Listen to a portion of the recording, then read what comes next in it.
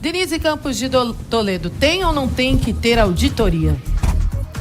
Olha, a auditoria tem que acontecer sim, mas desde o início, quando houve mudança de governo, quando saiu Dilma Rousseff e se começou a discutir todos esses empréstimos que foram concedidos pelo BNDES, os vários diretores que passaram por lá tentaram encaminhar todo esse processo, inclusive encaminharam a documentação referente às várias operações para que os procuradores, para que a justiça pudesse investigar. Então passou Maria Silvia Bastos, teve Diogo Oliveira, teve Paulo Rabelo de Castro, Joaquim Levy, são pessoas de muita responsabilidade, experiência, que não tinham relação com o governo anterior, mesmo que Joaquim Levy tenha passado pelo governo de Dilma Rousseff, sabemos que ele não tinha ligação, era meio que um ponto fora da curva lá dentro. Ele entrou no governo de Dilma para tentar reformular a política econômica e não teve tempo para fazer isso e nada foi detectado. Por mais que haja esse corporativismo do BNDES, os contratos foram expostos a essas diretorias e foram investigados. E não se detectou nenhuma irregularidade do ponto de vista técnico,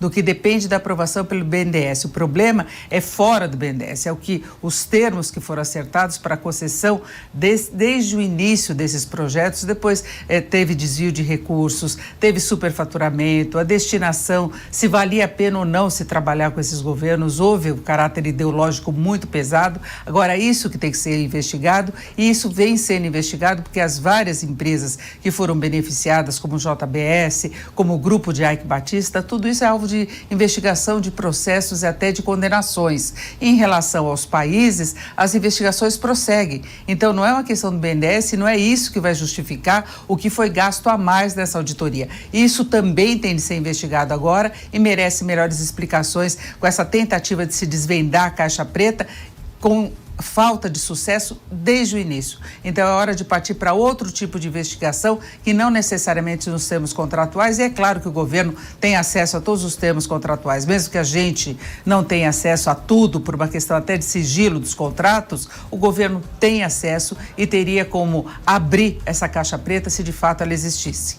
Ô Denise, e o mercado financeiro? Como é que está a abertura do mercado nesta terça-feira, depois de um tombo ontem com as questões do vírus na China?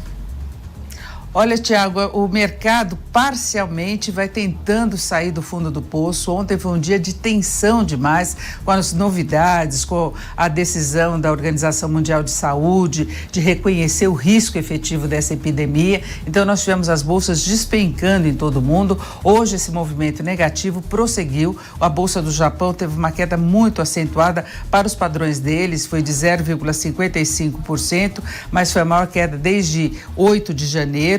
A Bolsa ontem aqui no Brasil caiu 3,29%, a maior queda em 10 meses, e o dólar chegou a passar dos R$ 4,22. Hoje nós temos as bolsas europeias com movimento mais positivo, mercado futuro nos Estados Unidos também indicando a possibilidade de uma abertura positiva, e aqui no Brasil o dólar comercial recua 0,21%, cotação de venda do comercial em R$ 4,20. O problema não passou de modo algum, continua a tensão, continua a preocupação, só que o mercado passa até por ajuste técnico depois desses momentos de maior tensão, que muitas vezes não tem embasamento técnico. Ainda se estima o quanto que a China pode sofrer de consequências econômicas dessa tragédia que tem todo o aspecto humano das pessoas que estão morrendo, que estão doentes, mas a questão econômica se estima que possa haver uma queda do PIB lá na China entre 0,3 e até 1,2 pontos. A consequência a médio prazo, com interrupção de produções, isso afeta outras economias, daí a queda que foi registrada hoje pela Bolsa